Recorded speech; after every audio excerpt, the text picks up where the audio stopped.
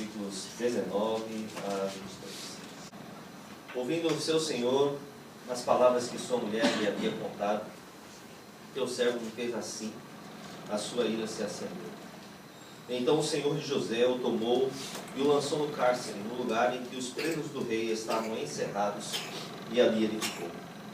O senhor, porém, estava com José, estendendo sobre ele a sua bondade, dando-lhe favor aos olhos do carcereiro, o qual entregou nas mãos de José todos os presos que estavam no cárcere. E José era quem comandava tudo o que se fazia ali. E o carcereiro não se preocupava com coisa alguma que estava nas mãos de José, pois o Senhor estava com ele, fazendo prosperar tudo quanto ele empreende. Aleluia. Conforme nós analisamos na semana passada sobre a vida de Mefibosete, a sua vida, no caso de Mefibosete, foi profética em muitos sentidos. Não somente isso, mas nós também existimos como pessoas para a glória de Deus. E em muitos aspectos nós podemos extrair de nossas vidas pessoais lições ricas à luz das Escrituras. E apesar do fato de Deus, do fato de que Deus estava com José na prisão e de que entendeu, que ele estendeu sobre José toda a sua benignidade, deu-lhe graça aos olhos do carcereiro, Não obstante tudo isso, José ele estava na escola da adversidade. Não só estava sofrendo por um mal que ele não tinha praticado, mas ele esteve ali por alguns anos sofrendo pela própria direção de Deus. Ele estava preso quando o copeiro e o padeiro do rei do Egito pecaram contra o seu senhor, de acordo com o texto bíblico. E nós sabemos que quando o copeiro lhe ficou devendo um favor pela interpretação do seu sonho, ele também talvez tenha esquecido de José ali no cárcere, o compromisso que ele tenha feito com José, ou talvez até mesmo ele não tivesse tido chance de falar sobre José para Faraó, que foi esse o compromisso. Olha, interpretei esse sonho para você, mas lembra-te de mim quando você estiver diante do Faraó, fala para ele da minha causa, porque eu estou aqui preso injustamente. Então, que Deus tenha misericórdia de mim e te use para poder também me abençoar e tirar-me aqui desse cárcere. José, ele ficou, de fato, ele ficou definhando por cerca de 2 anos ali dentro daquela prisão. E é verdade que ele tinha uma condição privilegiada dentro daquele cárcere. Porém, isso não substituía a sua falta de liberdade, nem a negação da justiça que ele tinha, que ele precisava e que ele queria experimentar. Pode-se, pois, dizer acertadamente que durante os primeiros anos de José no Egito, não somente o período em que ele esteve no cárcere, mas os primeiros anos, ele estava na escola da adversidade. Ele estava aprendendo. E é uma escola na qual muitos servos de Deus têm sido postos para o seu próprio benefício espiritual. Como nós estudamos ontem à noite, acerca do barro, quando ele entra no forno, ele precisa ter aquela liga, ele precisa secar, ele precisa tomar forma, ele precisa passar pelo fogo. Então, nós passamos, muitas vezes, somos expostos às adversidades, não para que nós venhamos a rachar, mas para que nós venhamos a adquirir a têmpera e até mesmo o formato que Deus deseja e a estrutura, a densidade que Deus deseja para nós. Não são os servos de Deus, irmãos, que escolhem a escola da adversidade. Deus os envia para lá, sem dizer o que vai ter no currículo, quanto tempo eles vão ficar lá. Deus é que manda. Então nós é que temos que esperar. Nós estamos disponíveis. Se nós pudéssemos escolher, na verdade, a gente ia escolher não entrar nunca nessa escola. Eu não quero aprender eu quero aprender por bem, não por mal. Eu não quero aprender na adversidade, não. Eu posso aprender muito bem na minha tranquilidade. Para que eu vou aprender na dificuldade?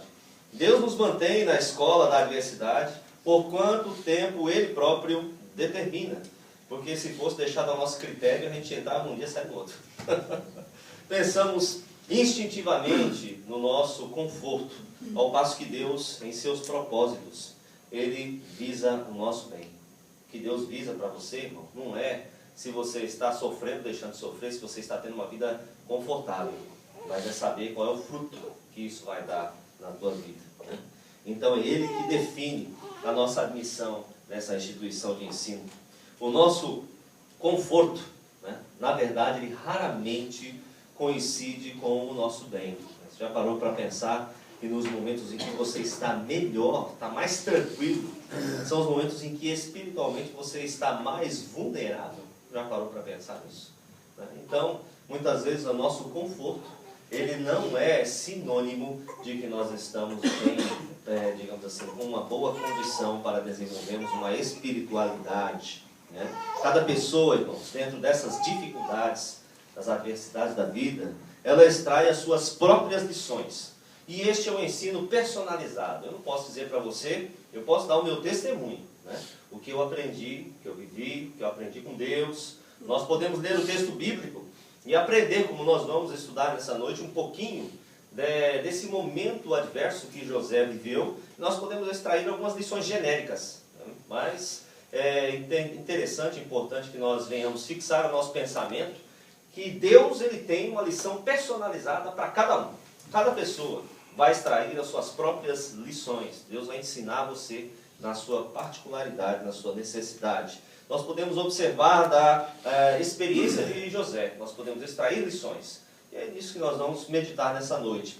Vamos tentar analisar esse momento adverso na vida de José, para nós extrairmos um bem para a nossa própria vida pessoal. As dores das adversidades, irmãos, não podem tirar o nosso foco das lições da vida. Tá? Nós passamos por dores, mas nós não podemos tirar o foco de que Deus tem uma lição para nos dar. Não é somente você tentar sobreviver e se livrar da dor. Não, Deus tem uma lição para cada momento de dificuldade. Nós precisamos analisar então, vamos analisar os fatos e os procedimentos de José nesses dias ímpares de provação pessoal, para nós extrairmos também algumas lições para nós mesmos. Amém? No texto de Gênesis, capítulo 37, versículo 3, nós encontramos algo já muito interessante. Vamos fazer uma varredura aqui para descobrir quais foram as pessoas que Deus pôs no caminho de José, né? Porque nós não estamos sozinhos. Quando nós entramos numa escola, né, nós entramos naquela expectativa de que nós vamos fazer novas amizades, de que nós vamos conhecer pessoas, vamos manter relacionamentos. E da mesma forma, Deus, ele sempre coloca pessoas ao nosso redor. Uma andorinha só não faz verão, né? É assim que diz o poeta lá no Brasil, né? Então, uma andorinha só não faz tribulação, né? Nós precisamos ter alguém mais para tribular a vida da gente. Então Deus permite, né, que nós tenhamos aí convivências. Não também só pessoa para tribular, não, meu irmão. Graças a Deus que a maioria é para abençoar, né? Graças a Deus que a maioria é para abençoar, né? Então, nós vamos ver aqui quais foram as pessoas que apareceram no caminho de José, que cruzaram o caminho de José. Porque é interessante essa questão também de cruzar caminho, né? Tem pessoas que você nunca vai cruzar o caminho com elas, né? Por exemplo, eu acho que eu nunca vou cruzar o caminho com o Bill Gates, né? Se ele cruzar, vou pedir uma doação para ele. Não, então vou pedir um computador, né? Mas tem pessoas que nós nunca vamos cruzar o caminho, né? E existem pessoas que cruzam o nosso caminho para o nosso bem, para que nós venhamos aprender, e para que nós também venhamos ser beneficiados outras vezes, para que nós venhamos ser provados. Vamos ver as pessoas que cruzaram o caminho de José, para nós também observarmos como Deus age nessa questão do cruzamento de caminhos. Amém? Primeira pessoa que foi presente e viva nesse caminho de José está no capítulo 37, versículo 3, que é o pai de José, né? A pessoa que mais amou a José nessa vida, protegeu-lhe, cobriu-lhe com privilégios desde a sua mais tenra infância, deu-lhe uma boa instrução, deu-lhe oportunidades, ensinou a lei de Deus, passou todas as tradições orais dos seus antepassados, né? Falou tudo o que podia e transmitiu tudo o que estava ao seu alcance para José. E ele foi um rapaz com habilidades, privilégios, com conforto, graças a este amor que o seu pai dedicou à sua educação. Segunda pessoa, ou digamos assim, grupo de pessoas agora no caso, que cruzou a vida de José foram os seus irmãos. Gênesis capítulo 37, versículo 4.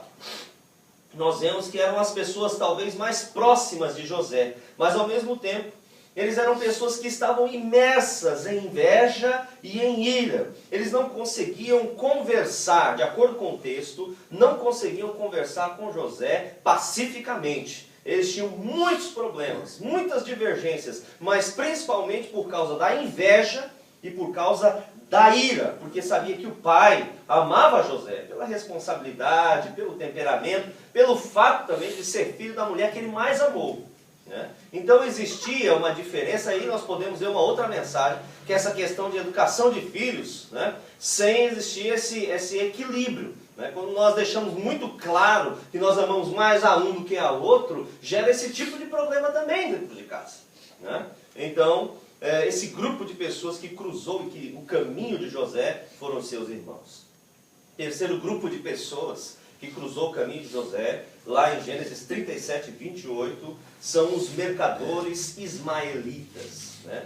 Foram os instrumentos para conduzir José à escravidão, ao cativeiro e a uma adversidade prolongada. Eles não conheciam a José, né? Não sabiam a trama dos seus irmãos, não eram culpados diretos por sua venda como escravo, foram apenas meros instrumentos para levá-los até o Egito.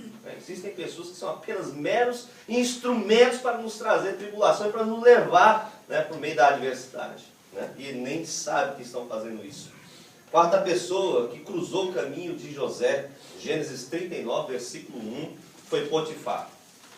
Potifar, ele era um homem de posição, governante, dentro da hierarquia egípcia, um ímpio usado por Deus para conceder alívio e um raio de esperança em meio à ardente aflição da escravatura que José estava sofrendo. Alguém importante, que reconheceu as suas habilidades, que estendeu a mão do poder para ele poder ocupar uma posição confortável e assumir responsabilidades dentro da sua própria casa. Ele gostou, ele se afeiçoou de José e ele estendeu a mão, né, para que ele subisse até o poder.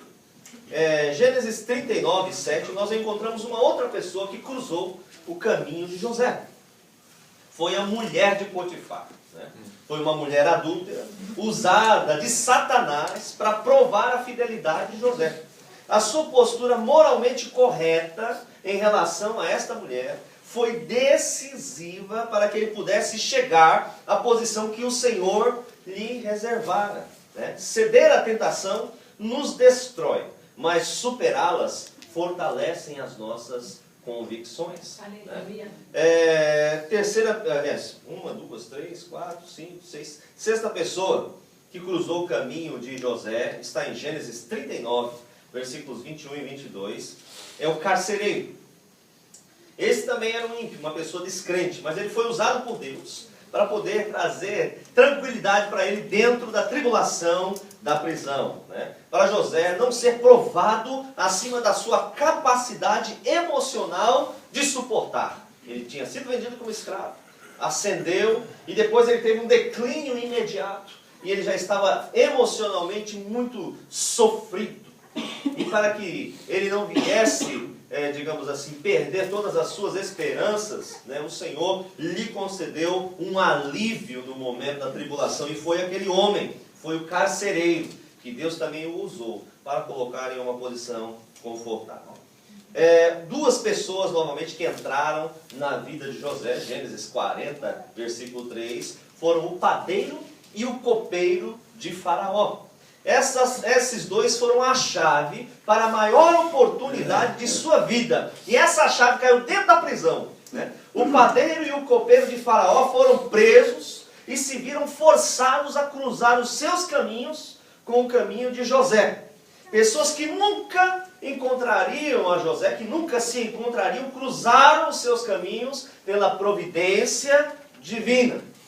E aí então depois essa chave ela permaneceu inerte por mais ou menos 2 anos. E aí então no texto de Gênesis capítulo 41, versículo 1, nós vemos uma outra pessoa que cruzou o caminho de José. E desta vez foi Faraó. Né? Este homem, ele cruzou o caminho de José no momento exato todas as situações então convergiram favoravelmente a José. Tudo aquilo que ele vivenciou, todas as suas posturas, todo o seu comportamento, toda a sua moral, toda a sua fidelidade convergiu para que naquele momento exato, na maior oportunidade de sua vida, ele viesse ser abençoado e ele saísse com êxito. E então se encontrou com Faraó. Faraó sonhou e não tinha discernimento para interpretar. Ou seja, ele não sabia o que significavam os seus sonhos. E essa justamente era uma habilidade específica do Espírito Santo agindo em José. José, ele conseguia interpretar sonhos. Ele interpretava visões. Essa era a habilidade específica de José. Olha só, né? Deus move em Faraó uma coisa que José tinha condições de fazer pelo Espírito Santo de Deus, né? E o copeiro, então, teve finalmente a oportunidade de falar o que José lhe havia feito na prisão, né? E o Espírito Santo foi preciso na interpretação do sonho de Faraó. Não foi José que foi preciso. Foi o Espírito Santo de Deus que viu certinho o que Faraó sonhou e disse, olha, é isso, isso, isso, isso, né? Então ele interpretou o sonho para Faraó. Três pessoas que entraram posteriormente na vida de José, está em Gênesis 41, versículos 45 e 50. Foi a sua esposa e foram os seus filhos. Aí nós voltamos à mulher de Potifar, né? Se ele tivesse cedido ao assédio da esposa de Potifar, provavelmente ele ainda seria um mero criado doméstico ali, na rédea ali daquela mulher, né? Preso aos caprichos de sua senhora e numa condição pela lei condenável, né? Contudo, agora ele é um homem honrado, ele é um homem de alta posição, não pelo que deram para ele, mas pelo que ele é em Deus, né? Ele ascendeu e a sua família foi também a sua coroa de honra. Deus o abençoou com uma boa esposa e com 2 bons filhos. E aí nós vemos novamente os seus irmãos cruzando o caminho de José novamente. Gênesis capítulo 42, versículo 7. No reencontro eles ocupam então posições diametralmente opostas. Em Canaã, José era um jovem dependente e indefeso nas mãos dos seus irmãos. Mas agora ele estava com o cetro do poder em suas mãos. E esta, irmãos, foi a prova decisiva para José. Por quê? Texto de Provérbios, ele nos fala que o orgulho precede a queda e a ruína, mas dos humildes é o reino de Deus. Ele teve a oportunidade de ser provado e aprovado no momento em que ele se reencontrou com seus irmãos. Eu gostaria de analisar com vocês, passando agora pelas pessoas que cruzaram o caminho de José. Gostaria também de analisar alguns procedimentos que José tomou durante toda essa trajetória de adversidade que ele vivenciou, né? Primeiramente lá em Gênesis capítulo 39, versículos 8 e 9. Vamos ler lá o texto. Gênesis 39, versículos 8 e 9. Mas ele se recusou e disse à mulher do seu senhor, o meu senhor não se preocupa com o que está sobre os meus cuidados na sua casa. Entregou em minhas mãos tudo o que tem. Ninguém é superior a mim nessa casa. Ele não me negou nada, a não ser a ti, porque és mulher dele. Como poderei eu cometer este grande mal e pecar contra Deus? Observamos nesse texto que ele se esforçou para colocar em prática o melhor do que ele havia aprendido de Deus e aprendido do seu pai. O seu único patrimônio, irmãos, ele não tinha nada no Egito, ele não tinha dinheiro, ele não tinha bens, ele não tinha nada. O seu único patrimônio é o que estava dentro dele mesmo, né? Era a unção de Deus, era o conhecimento de Deus, era a integridade, era a boa ética, era uma moral ilibada. Este era o único patrimônio que José possuía. O seu valor não estava no que ele possuía materialmente, mas naquilo que ele era. Nós podemos extrair uma grande lição para nós. Precisamos investir no ser, porque tem muito mais garantia de retorno do que simplesmente ter as coisas. Segundo o procedimento de José, em Gênesis capítulo 40, versículo 8, vamos ver. Eles responderam: tivemos um sonho, e não há ninguém que o interprete. Mas José lhes disse: as interpretações não pertencem a Deus? Peço-vos que o conteis a mim. Ele tinha uma fé consistente. Os servos de Faraó, eles estavam assombrados com os sonhos que eles tiveram, né? E José lhes disse para lhe contar. No formato, nós observamos aqui o texto, que José está falando com aqueles dois homens, e ele fala, né, ele faz uma retórica em forma de pergunta. O que ele fala? Não são de Deus as interpretações? Ele está fazendo uma afirmação retórica em forma de pergunta, né? Não são de Deus as interpretações? O que ele quis dizer com isso, irmãos? Nisso ele diz que Deus é a fonte das revelações.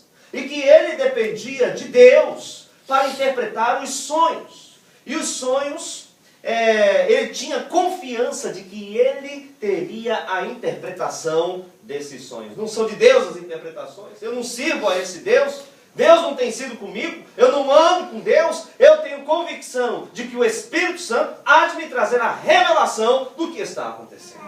Ele é um homem de fé consistente. Ele não vacila, ele não tem dúvida. O Senhor está comigo e o Senhor vai me usar. Eu estou nessa prisão, mas o meu lugar não é aqui, porque eu sei que Deus tem um plano para mim, porque eu vou me manter fiel e eu vou me manter de pé, porque eu sei que Deus tem planos. Não são os meus planos, mas eu sei que o meu lugar não é aqui, e eu vou começar a agir como uma pessoa digna de estar fora deste lugar.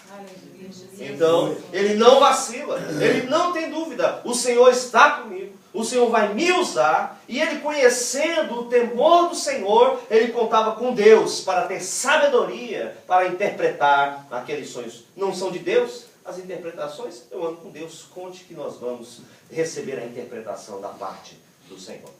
Capítulo 40, versículos 13 e 19, vejamos.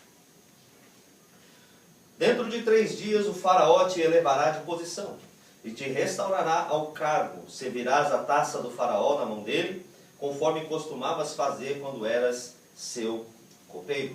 Versículo 19. Dentro de 3 dias o faraó irá cortar a tua cabeça, te pendurará no madeiro e as aves comerão a tua carne. José, irmãos, ele não era um falso profeta. Ele transmitiu fielmente a palavra de Deus, tanto para o copeiro como para o padeiro.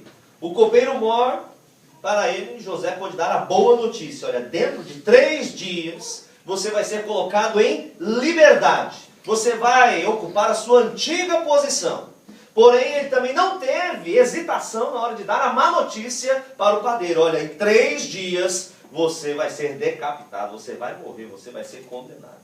Ele foi tão fiel em declarar a boa notícia, como também em declarar a má notícia. José não se preocupou em agradar aos homens. Ele estava em uma situação que, se ele fosse politicamente correto, digamos assim, humanamente racionalizando, não vou fazer uma média aqui com o padeiro, vou fazer uma média aqui com o copeiro, para poder dar um jeito de escapar dessa prisão. Não. O negócio dele é fazer a vontade de Deus. Né? E José, ele não é um falso profeta. Não foi a adversidade que transformou o seu caráter. Ele continuou fazendo o que Deus lhe orientava. Gênesis capítulo 40, versículos 14 e 15. Vejamos. Mas lembra-te de mim, quando estiveres bem. Peço-te que tenhas compaixão de mim, falando de mim ao faraó, e tira-me deste cárcere. Pois na verdade fui roubado da terra dos hebreus, e aqui também nada fiz para que me pusessem nessa prisão. Quarto procedimento de José, ele buscou o favor do copeiro. Depois de transmitir a verdade para o copeiro, conforme aquilo que o Senhor lhe falara, José lhe fez um pedido justo. José não perdeu aquela oportunidade. Nós não podemos perder as oportunidades. Versículo 14, ele fala, lembra-te de mim. A chance, irmãos, estava por um fio, Mais um pouquinho ele tinha que sair da cela, mais um pouquinho ele não poderia mais conversar, talvez com aquele copeiro, talvez o seu caminho nunca mais se cruzasse com o daquele homem, e ele talvez não tivesse nenhuma outra oportunidade ou chance de conversar com aquela pessoa que ocupava uma posição de importância para interceder por ele diante de Faraó e tirá-lo ali da prisão. Se ele não falasse com o copeiro, logo após a interpretação do sonho, provavelmente não teria uma outra situação favorável. Ele estava ligado, né? Aproveitando todas as oportunidades. Eu me lembro de uma palavra que Deus me deu no ano de 1992. Se você não tem esse hábito, irmãos, acho que é muito bom você anotar o que Deus fala para você. Olha, Deus falou comigo isso, tal dia, né? Eu tenho tudo anotadinho lá, né?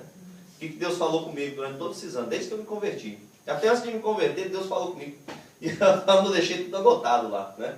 E eu não me esqueço, no ano de 1992 o Senhor falou para mim, olha, você procure se aplicar naquilo que eu estou te mostrando e trate de não perder nenhuma oportunidade que aparecer na sua frente.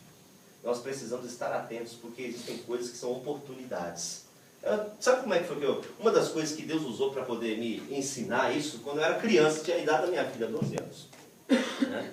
Eu ganhei um dinheirinho da minha família, não sei como é que foi, numa época de aniversário, uma coisa assim. Aí me deram uma quantia razoável, porque eu queria comprar naquela época um Game Boy da Nintendo, né? Todo mundo tinha, né? Eu queria comprar o Game Boy da Nintendo. E era o tal do Donkey Kong, né? Aquele que abria assim, não sei se vocês lembram. Se você tem 40 anos, você sabe. aquele laranjinha que abre assim, né? Hoje em dia, outro dia, faz um tempo desse eu fui no Hard Off, tinha um lá, rapaz, olha só. Era relíquia, era vintage. Aí abria assim, tal, laranjinha e tal, né? Aí eu ganhei aquele dinheiro num sábado, até hoje eu me lembro, ganhei aquele dinheiro num sábado. Exato que dava para comprar aquele que eu queria, né? Que é o que abria, né? Mas era sábado. Aí eu fui na loja, a loja estava fechada. Aí me deu um desespero para eu comprar o game, que eu fui numa outra loja e comprei outro game. Aí depois eu falei, mas que burrada que eu fiz, né? Eu podia ter esperado até segunda-feira e ir na loja e ter comprado o game certo, que era do lado de casa, né? E eu poderia ter ficado feliz com o meu game aí, ó. Quantas vezes eu não pensei isso com 12, com 13, com 14? Sabe como é que foi que Deus me ensinou nessa história? Não se precipite, não. Você tem que saber qual é a boa oportunidade, para você não perder a boa oportunidade. Você vê, às vezes com coisas pequenas, irmãos, Deus nos ensina lições grandiosas. Para mim, aquilo como criança foi importante. E desde os 12 anos de idade eu carrego aquilo no meu coração. Eu não posso me precipitar e eu não posso perder oportunidades, né? E é isso mesmo que José tinha no seu coração. Olha, não vou perder essa chance não. Deus me deu uma palavra para esse homem está falando comigo aqui agora, é agora que eu vou pedir para ele um favor, para ele me tirar daqui. Eu fiz um favor para ele. Deus me deu a capacidade de fazer um favor para esse homem. E eu não vou perder a oportunidade de pedir um favor que eu estou precisando não, né? Eu vou pedir para que ele possa interceder pela minha causa diante de Faraó. Irmãos, existem oportunidades da vida que são únicas. Se nós não as enxergamos, se nós não as aproveitamos, elas se vão, né? Foi o que aconteceu com o meu game, se foi. Nunca mais eu tive chance de comprar ele. Esses dias, quase que eu comprei o do Hard Off, só de teimoso. Por de velho que vai comprar. Mas não deu não, porque estava quebrado, né? Eu falei, por que eu vou comprar com quebrado? Porque está funcionando. Né? Existem oportunidades e se nós não enxergarmos, olha, enxergar a oportunidade, elas se vão. Mas também tem outro problema da oportunidade. Nós podemos enxergar a oportunidade, mas não ter recursos para nos apropriarmos daquela oportunidade. E aí entra a questão da direção do Espírito Santo de Deus, né?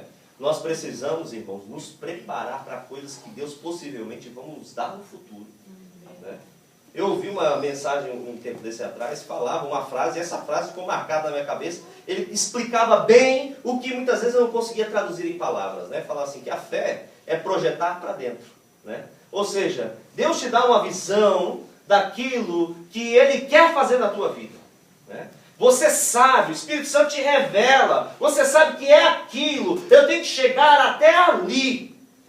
Para onde você vai projetar? Você vai projetar dentro do teu espírito essa verdade. E você vai se preparar para isso. E aí, no momento certo em que Deus abrir as portas, que você ver a oportunidade chegar diante de você, você vai estar preparado para tomar posse daquilo que Deus de antemão já havia te dado. Agora, se eu não creio, se eu não me preparo, eu posso até enxergar a oportunidade, mas não ter condições de me apropriar dessa oportunidade. Então a oportunidade é algo singular.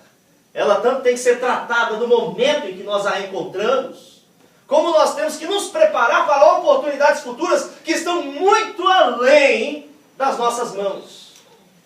E só o Espírito de Deus é que nos revela o que há de acontecer, irmãos. Só o Espírito de Deus.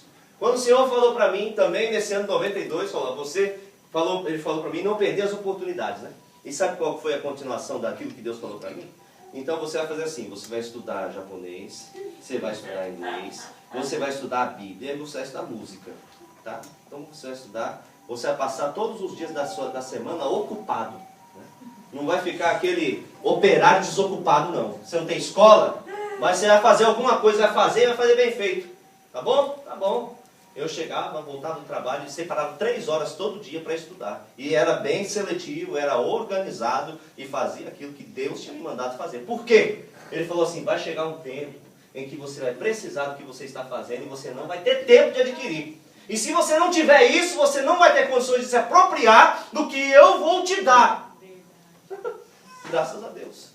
Olha como Deus faz. Muitos anos antes de tantas coisas acontecerem. Né?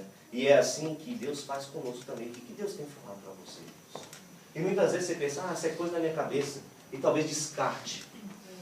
Não é bem assim não. Acho que não vai acontecer não. Está muito além, isso é impossível. Irmãos, tenha fé. E saiba que Deus tem planos e projetos para você. Então se prepare para o que Deus quer te dar. Porque vai chegar um dia, e talvez infelizmente para muitos, que vai reconhecer, poxa, se eu tivesse me preparado, eu estou enxergando, está diante dos meus olhos, mas eu não posso estender as minhas mãos e tocar, porque eu não tenho condições de me apropriar. Então a oportunidade, ela é algo que deve ser construída. E José ele não perdeu a oportunidade, né? Ele se preparou, né, com o seu pai. Olha só, ele estava conversando com aquele homem. Como que ele estava conversando com aquele copeiro, irmão? Ele aprendeu a falar a língua dos egípcios. Ele não estava falando o aramaico ou o hebraico ali com aquele homem, não. Certamente ele não estava conversando na língua dos seus pais. Ele estava conversando em um outro idioma. Ele se preparou. Não, eu tenho que falar com essa gente. Ele foi se preparando. Tem gente que mora no Japão para aprender inglês. Tem que aprender japonês, irmão, também. Não é só inglês, não. Né? Você mora no Japão. Né? Aprende inglês e aprende japonês. Aprende os dois. Não sei que Deus está te falando que daqui a 2 anos você vai para a Austrália. Né? Para os Estados Unidos. Né? Não, se preparando. Aí você tem que estudar inglês. Mas você vê que os anos na prisão não obscureceram a mente de José. Né? Versículo 15, o que ele fala? Vamos ver aqui, 40, versículo 15. Olha, na verdade, eu fui roubado da terra dos hebreus. E aqui também nada fiz para que me pusessem nessa prisão. Né? Existe uma outra versão que fala, me puseram nessa masmorra. É um lugar úmido, um lugar escuro, né? Me colocaram aqui no fim, no poço, no fosso, preso, né? E isso foi sem razão. Bom, a sua posição, de acordo com o texto bíblico, nos fala que era invejável ali dentro daquela prisão, né? Por quê? Porque ele era chefe, o carcereiro não fazia mais nada, né? Deixava tudo nas mãos de José. Ele tinha uma posição invejável.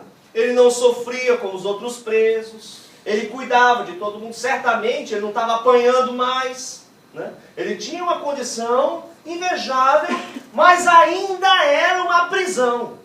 Ainda era uma prisão. Ele não se esqueceu disso. E aí nós tiramos uma outra lição interessantíssima. Muitas vezes nós nos acostumamos com aquilo que é ruim. Já reparou? A gente se acostuma e fica com aquilo que é ruim. E acostuma a ficar daquele jeito ruim mesmo e não busca mudar. Não busca uma oportunidade de sair daquela situação. Né? Ele não se acomodou ao que se chama de desconforto prazeroso. Né? Ou seja, está uma vida desconfortável. Mas eu estou aqui por cima da carne seca dentro da prisão. Né?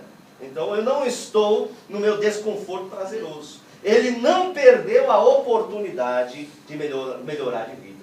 Veio a oportunidade, o que ele fez? Ele falou assim, olha, vem cá, eu quero te pedir um favor, porque eu tenho que sair desse lugar. Né? Agora, outra coisa também, é que os anos da prisão não afetaram a capacidade de julgamento de José. Né? Versículo 15, o que ele diz? Fui roubado da terra dos hebreus e aqui também nada fiz. Olha, nada fiz para que me colocassem nessa prisão.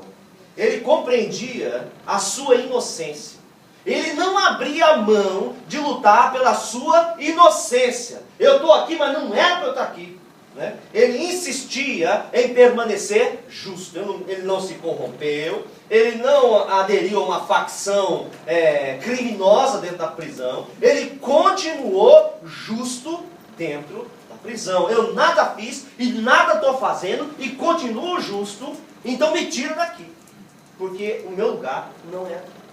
Outra coisa, os anos na prisão também não mataram a esperança de liberdade. Versículo 14, o que ele fala? Lembra-te de mim quando estiveres bem. Peço-te que tenha compaixão de mim, falando de mim ao faraó, e me tire desse cárcere. Ô irmão, o que fez José pensar que aquele homem ia se preocupar de falar dele para faraó? E o que fez ele pensar que faraó ia se preocupar com ele, irmãos?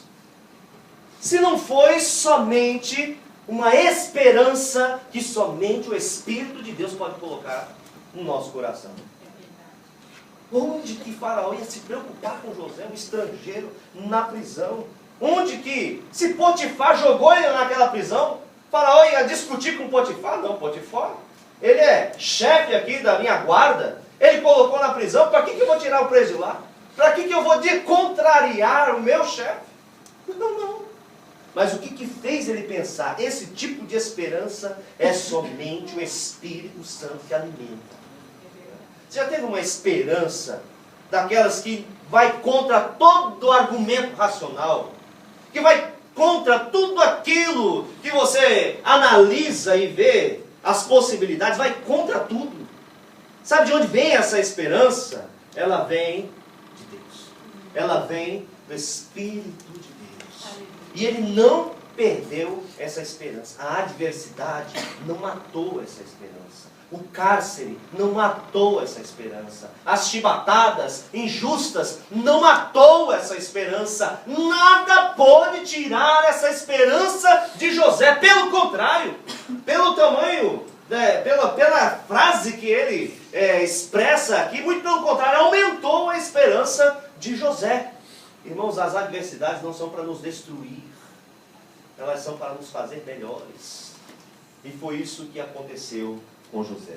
Os anos de sofrimento não podem corromper a nossa fé, não podem corromper os nossos valores, não podem corromper a nossa capacidade de julgamento, não podem corromper o nosso caráter e não podem corromper a nossa esperança.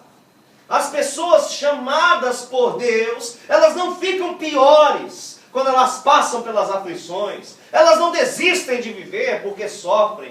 Elas não rejeitam a fé porque sofrem. Não, mas elas permanecem melhores. Elas ficam muito melhores. Elas ficam mais puras, mais aceitáveis e tocam mais profundamente o coração de Deus.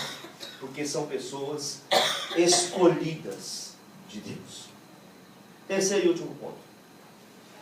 Quais foram algumas lições que José extraiu dessa adversidade prolongada? Vamos ver aí o texto de Gênesis, capítulo 45. versículos 4 a 6.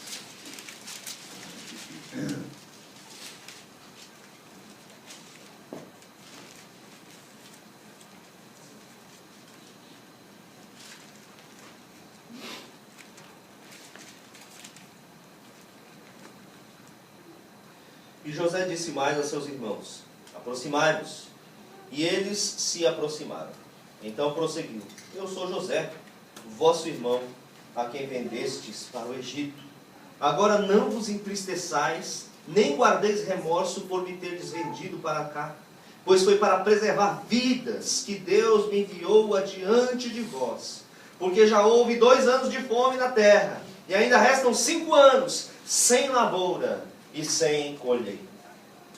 Nesses 3 versículos, irmãos, nós extraímos, pelo pensamento de José, nós conseguimos extrair o que foi que ele aprendeu naquele período de grande adversidade que ele ultrapassou. A experiência de José não foi agradável, porém certamente ele aprendeu a sujeitar-se à vontade de Deus. Ele disse: eu sou José, a quem vocês venderam para o Egito. Eu sou José, a quem vocês venderam para o Egito. Essa é uma das lições mais difíceis de se aprender na vida cristã. Você vendeu para o Egito? Eu não vou me rebelar, não vou tentar fugir. Deus me mandou para cá. Eu estou preparado para beber o cálice que Deus preparou para mim. Né? Beber o cálice que nos está preparado. Isso é nos sujeitarmos à vontade de Deus. Especialmente quando nós estamos em uma situação que nós não escolhemos estar. E nós não cavamos para estar. Né? Nós ansiamos desesperadamente para nos livrarmos daquilo. Mas sujeitarmos à vontade de Deus significa beber este cálice que nos está preparado. Vocês me enviaram para cá, e eu bebi esse cálice, e eu fiquei no Egito, e eu me sujeitei à vontade de Deus, e eu não me rebelei, e aqui eu permaneci fiel. Ele aprendeu que não poderia se rebelar contra a vontade de Deus. A postura mais adequada quando nós sofremos e passamos por tribulações é nos rendermos à vontade de Deus. Deus deseja, então, que o Senhor faça. O que Jó mesmo falou? Seja feita a vontade do Senhor. O Senhor deu, o Senhor tirou. Bendito seja o nome do Senhor. Essa lição é difícil, irmãos. Jó se localiza nos livros poéticos, e você pode pensar que o autor e quem escreveu e quem deixou registrado ali, ele estava com a intenção de simplesmente fazer uma poesia. Mas, irmãos, isso na prática não é nada poético. Você sofrer e dizer: olha bem, Deus deu, Deus tirou, bendito seja o nome do Senhor, Deus me deu cálice, eu bebo. Irmãos, isso não é fácil. E ele se sujeitou a isso. Vocês me venderam para o Egito, e eu aqui permaneci no Egito, e eu bebi este cálice da vontade de Deus, e eu permaneci debaixo da direção de Deus. Eu me rendi a isso. Ele aprendeu essa lição. Segunda lição que José extraiu, e que ele disse para os irmãos: eu sou José, versículo 4. Eu sou José, vosso irmão.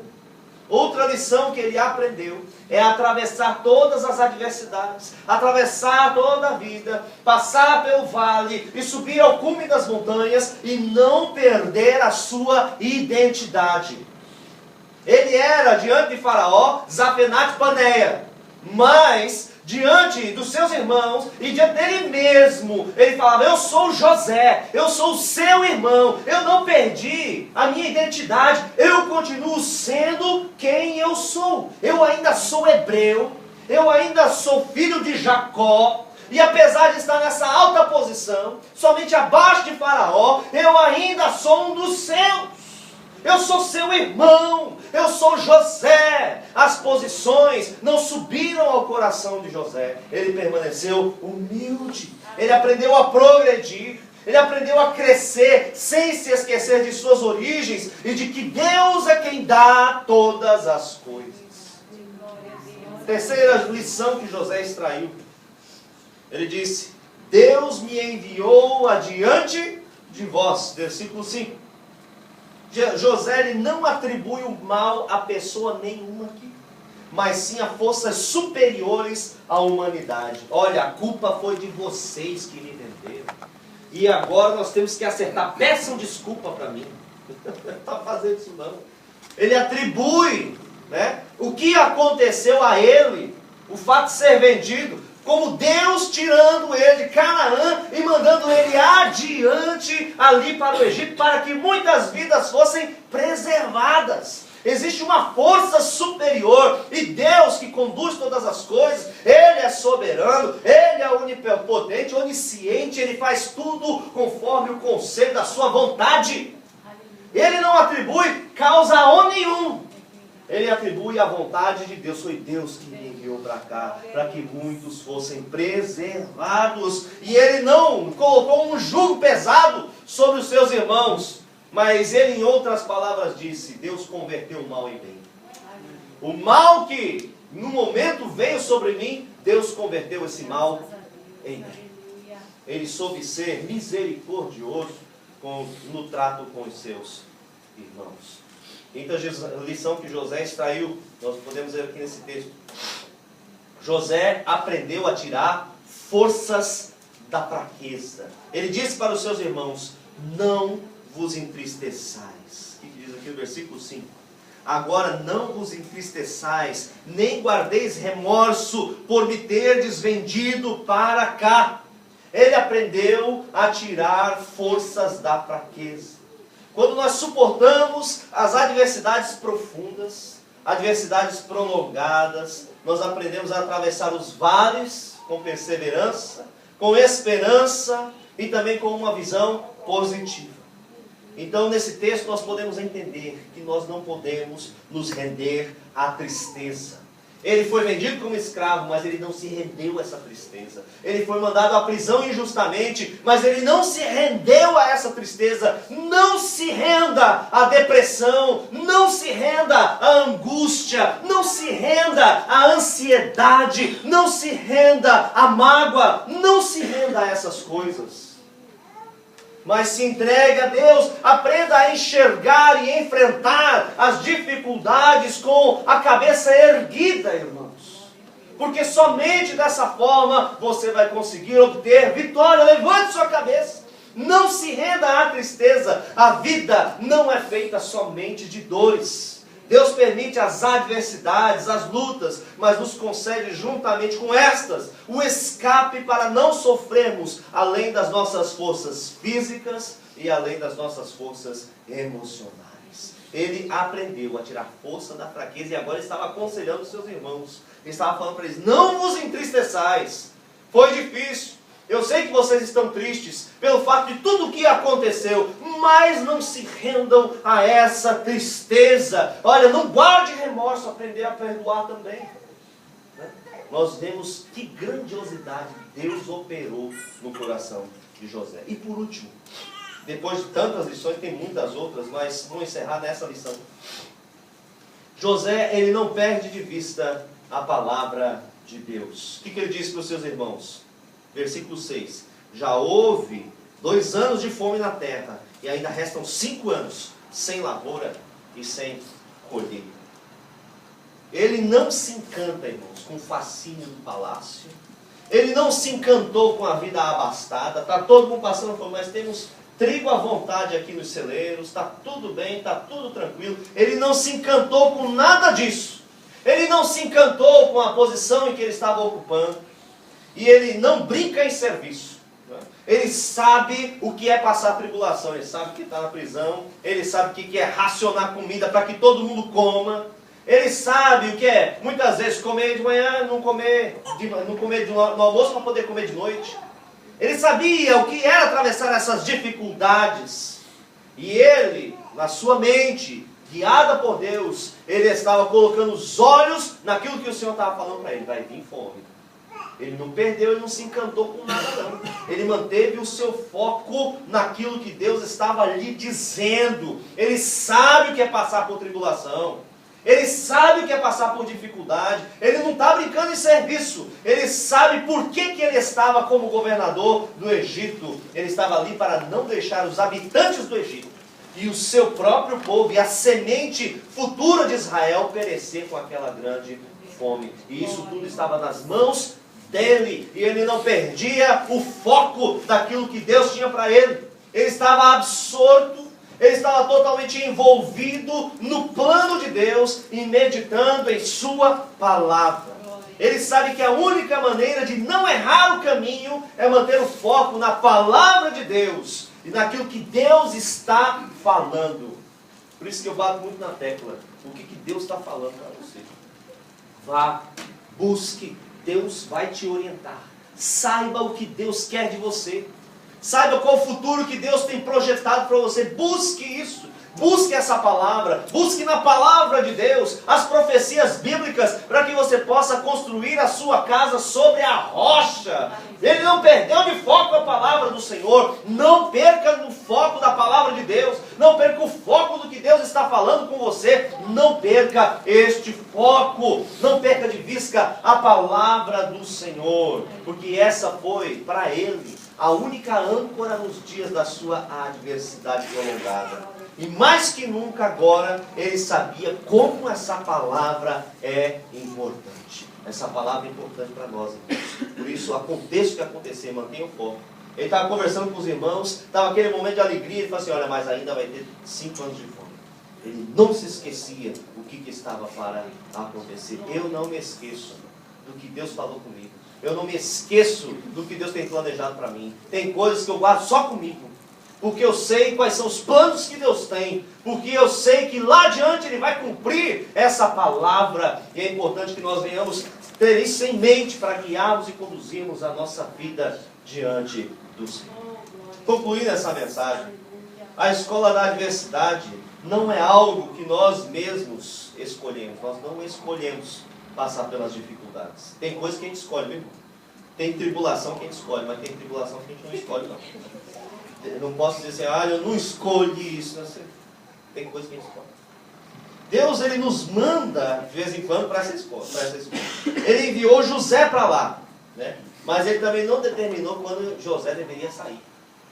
Você vai ficar aqui, eu não vou dizer o tempo que você vai ficar aqui. Você vai ficar aqui. Seja fiel. E Ele foi.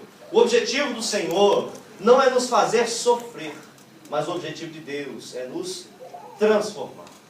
As adversidades são para nos melhorar. A sua prioridade não é evitar que nós sejamos só abençoados, abastados, não venhamos ter problema, não provarmos nenhuma dor nessa vida. Isso não é prioridade de Deus para você, não. Tá? Né? É importante que você saiba que a prioridade de Deus não é te dar uma vida confortável. A prioridade de Deus é te preparar para ser salvo. A prioridade de Deus é te transformar à imagem e semelhança de Jesus Cristo. Custe o que custar. Ele quer que você seja a semelhança do seu Filho, porque Ele foi o primogênito e nós seremos a semelhança dele. Nós precisamos entender isso. Antes de sair de Canaã, José era um homem imaturo e por vezes não sabia o momento e a maneira correta de comunicar o que Deus estava lhe falando. Ele teve aquela visão dos feixes de trigo se inclinando diante dele. Talvez não fosse o momento dele falar aquilo.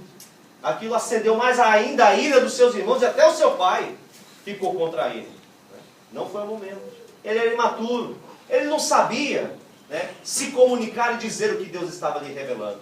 No momento agora em que ele se reencontra com os seus irmãos, ele apresenta-se totalmente transformado.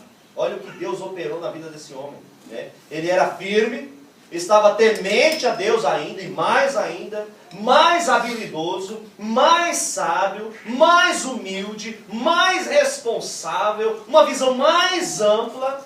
Deus havia lhe revelado muito mais coisas. Olha só, irmãos, a adversidade, ela acrescenta coisas de Deus em nossa vida. Então não fuja dos problemas da vida, mas deixe Deus te ensinar por meio das suas dificuldades. Contudo, as adversidades não ofuscaram o brilho do seu amor a Deus. Ele continuou fiel, focado no mover do Senhor, em sua palavra e em sua presença. E assim é que acontece com os filhos de Deus. A fornalha das adversidades não nos destrói, mas nos faz melhores para a glória do nosso Senhor. Amém? Vamos nos colocar de pé. Feche os seus olhos, incline sua cabeça. Orar ao Senhor. Pai, nós queremos Te louvar e Te bendizer, Te exaltar. O Senhor é santo, o Senhor é fiel, o Senhor é justo. O Senhor sabe tudo, papai. Nós não sabemos quase nada. Nós colocamos a nossa vida diante do Teu altar, Pai. O Senhor é aquele que pode nos consolar. O Senhor é aquele que pode nos responder, nos orientar, nos mostrar aquilo que está acontecendo conosco. Muitas vezes nós passamos por tantas adversidades, Pai, mas que o Senhor tenha misericórdia de todos nós. Não nos deixe, ó Deus, que a fornalha que nós atravessarmos venha nos fazer rachar, como nós estudamos ontem à noite acerca do próprio vaso de barro. Ó Deus, que nós possamos ser melhores a cada dia. E ajuda os Teus filhos que passam por problemas contínuos a permanecerem firmes e fiéis à Tua presença. Existe um prêmio muito maior para ser conquistado, existe algo muito maior para ser alcançado. Por isso ajuda os Teus filhos, ó Deus, a permanecerem de pé, seja qual for a luta, seja qual for a dificuldade, seja qual for a tristeza, a decepção, seja qual for a amargura, seja qual for, ó Deus, o sofrimento e a dor, que o Senhor possa ajudá-los a atravessar todo momento de dura adversidade, de profunda adversidade, em nome do Senhor Jesus Cristo. Ó Deus, que o Senhor possa lhes fazer compreender e extrair lições de tudo aquilo que eles estão vivendo, porque o Senhor nos faz entender. José entendeu tudo o que estava acontecendo com ele. Existiam determinados momentos em que ele não tinha a resposta completa, mas ele sabia que o Senhor estava com ele e ele tinha um objetivo firme nos seus olhos. O seu lugar era um outro que Deus já havia de antemão preparado. Deixa Deus falar contigo, meu irmão, e que o Senhor possa te orientar para que essa adversidade não venha te consumir. Mas eu te peço, ó Deus, em nome do Senhor Jesus Cristo, que o Senhor possa estar dando forças emocionais, força, meu Deus, poder espiritual, para os Teus servos atravessarem toda a luta, toda a dor, em nome do Senhor Jesus Cristo. Ajuda, meu Deus amado, a Tua igreja a permanecer fiel neste mundo. Estamos vivendo dias em que muitos vivem confortavelmente ainda, e estamos em uma vida bem suprida e bem abastada, mas são justamente nesses momentos que nós precisamos ter maior cautela. Por isso, meu Deus, ensina toda a Tua igreja, para que eles possam permanecer fiéis, meu Pai, até a volta do Teu Filho Jesus Cristo. Meu Deus amado, não deixe que ninguém se perca. Não deixe, meu Deus amado, aquele que está passando por lutas e dificuldades, que venha esmorecer na fé. Mas assim como o Senhor fez com José, que eles não percam de vista a Tua palavra, que eles possam aprender a tirar da fraqueza força, que eles tenham um ânimo, meu Deus, que eles possam permanecer fiéis na Tua presença, que eles possam, meu Deus amado, ser usados pelo Senhor, mesmo em meio às adversidades, que eles possam estar bem atentos às oportunidades, eles possam estar se preparando para os planos maiores que o Senhor muitas vezes já falou para muitos aqui presentes. Em nome de Jesus, eles não percam de vista a esperança, Senhor, que a esperança não morra e que eles possam permanecer confiantes em Ti de que dias melhores virão, em nome do Senhor Jesus. Ó Deus, que os Teus servos aprendam a crescer, a progredir, sem perder a identidade. Nós somos filhos do Senhor, nós somos chamados para a salvação. O Senhor nos tirou do lamaçal do pecado e o Senhor nos colocou sobre a rocha, que é o Teu Filho Jesus Cristo, e nós precisamos depender de Ti, andando com o Senhor. Nós temos uma família, nós temos uma igreja, e que nós possamos permanecer sempre em humildade, meu Pai, em nome de Jesus. Ó Deus amado, que o Senhor possa estar nos dando um coração perdoador, e o Senhor possa, meu Deus, nos sustentar nesta vida, para que nós possamos não ser transformados negativamente pelos problemas, mas que nós possamos sair melhores do que nós entramos. Em nome do Senhor Jesus Cristo, ó Deus, muito obrigado, e que o Senhor possa falar com toda a Tua igreja. Também colocamos diante do Senhor de uma maneira especial essa campanha de oração de 21 dias, meu Pai. Em nome de Jesus, ouve a oração dos Teus filhos, aqueles que colocaram propósitos dentro dos seus corações e necessidades diante do Senhor durante esses 21 dias e fizeram propósito e o Senhor possa estar lhes respondendo às suas orações, meu Pai. Honra a sua fé, honra o compromisso, meu Deus, honra a iniciativa, honra o esforço, Senhor. Muitas vezes não é fácil sair do trabalho e vir aqui orar, não é fácil sair do trabalho e reservar um momento de oração, mas muitos têm feito isso, e que o Senhor possa honrar o sacrifício dos teus filhos, assim como disse Davi: eu não oferecerei nenhum sacrifício a Deus que não me custe nada. Meu Deus amado, muitas vezes nós nos sacrificamos e o Senhor recebe. Que o Senhor possa receber, ó Deus, o esforço, a oração, a intercessão dos teus filhos e agir positivamente por eles, em nome do Senhor Jesus. Que essas causas venham a ser respondidas, meu Pai. Abençoa, meu Deus amado, este próximo ano, a esta igreja, o ano de 2015, meu Deus, e todas as atividades evangelísticas desta igreja sejam prósperas, sejam profícuas. Abençoa a liderança desta igreja, abençoa os evangelistas, os presbíteros, os diáconos, cooperadores, abençoa aqueles que trabalham, Senhor amado, enche-os com o teu poder e com a tua glória. Abençoa cada família, meu Deus, aqui representada, abençoa os filhos, abençoa os adolescentes, as crianças desta igreja. Meu Deus, que no próximo ano seja um ano de vitória, um ano de conquistas, um ano, ó Deus, de transformação, um ano de crescimento, um ano mais cheio da tua presença, um ano em que nós vamos orar mais, um ano em que nós leremos mais a tua palavra, um ano em que nós evangelizaremos, um ano em que nós teremos mais comunhão com o teu Espírito Santo, e o ano que vem seja um ano de enchimento com graça, que haja batismos no Espírito Santo neste lugar, ó Deus, que haja mover do teu poder, ó Deus. Abençoa os batizantes do próximo ano, desde já, Senhor, que o Senhor possa trazer almas para serem salvas neste lugar. Usa-nos, ó Deus, e usa esta igreja para esta obra maravilhosa, em nome do Senhor Jesus Cristo. Ó Deus amado, e muito obrigado pelo ano de 2014, tudo que o Senhor fez por nós, meu Deus, e nós te rendemos toda a honra, toda a glória e todo o poder. Fica conosco, meu Deus, todos os dias da nossa vida, até a volta do nosso Senhor Jesus Cristo. Em nome de Jesus, em nome de Jesus. Amém. Graças a Deus.